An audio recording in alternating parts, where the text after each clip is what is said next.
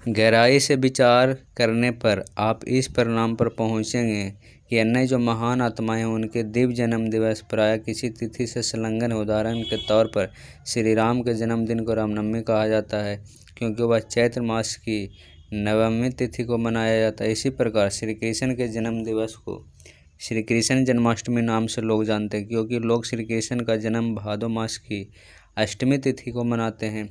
अब प्रश्न यह उठता है कि जबकि अन्य महान पुरुषों के जन्मदिन किसी तिथि से युक्त किए जाते हैं, परम पुरुष अथवा परमात्मा शिव का जन्म दिवस किसी तिथि से क्यों नहीं जोड़ा जाता?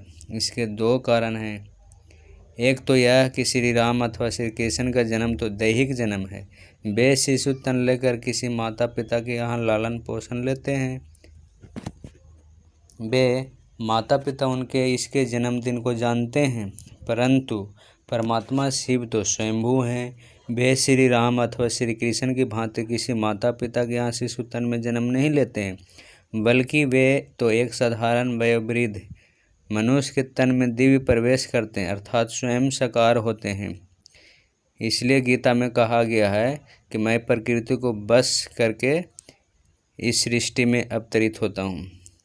जिस मनुष्य के तन में अवतरित होते हैं उसको वे प्रजापिता ब्रह्मा नाम देते हैं। उसका अपना जन्म तो वर्षों पहले हो चुका होता है और अब जब अव्यक्त मूर्त ज्योतिस्वरूप परमात्मा शिव उसमें प्रवेश करते अथवा सन्निवेश करते हैं तो अन्य कोई तुरंत ही इस आध्यात्मिक जप तरंग को जान नहीं पाता है। दूसरा कारण यह है कि श्री राम और श्री कृष्ण की महान आत्माएं तो एक बार जन्म ले लेती अथवा शरीर धारण कर लेती है, परंतु परमात्मा शिव जिस तन में अवतरित होते हैं वे उस तन में उस मनुष्य की आयु पर्यंत उसी तन में नहीं रहते, बल्कि प्रतिदिन कुछ समय के लिए अपने शिव लोक से अर्थात ब्रह्मलोक से आते हैं और उनके मुख्य रूप उपकरण का प्रयोग करके आगम निगम का भेद खोलकर फिर शिवलोक को चले जाते हैं। इसलिए उनका अवतरण किसी एक तिथि से संगत नहीं किया जा सकता।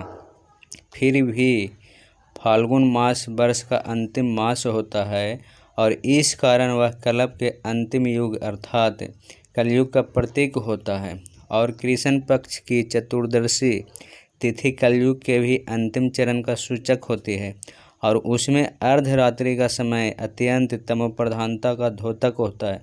इसलिए शिव के अवतरण का दिन किसी तिथि के साथ न युक्त होकर शिवरात्रि नाम से जाना जाता है, परंतु कलयुग के अंत के समय को सूचित करने के लिए यह फाल्गुन मास की कृष्ण पक्ष की चतुर्दशी तिथि को अंधकारमय रात्रि में मनाया जाता है।